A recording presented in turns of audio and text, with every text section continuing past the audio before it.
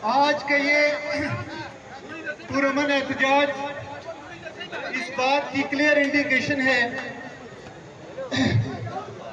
कि रियासत के लोग किसी किस्म के इंतशार और फसाद की बात नहीं कर रहे, बल्कि इस रियासत के लोग अपने बुनियादी हुकूक की बात कर रहे हैं।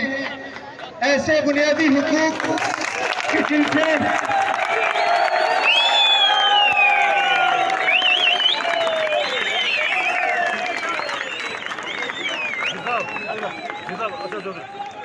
हम कोर कमेटी के मेंबर सरदार शहजाद साहब और उनकी तमाम टीम को पिंडाल आमद पे खुशामदीद कहते हैं। बतौर तालीम में सरकार दे रहे हैं।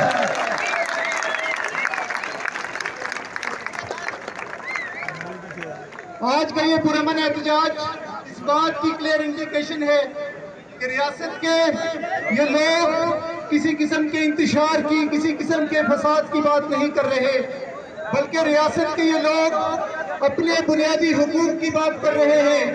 वो बुनियादी हुकूक,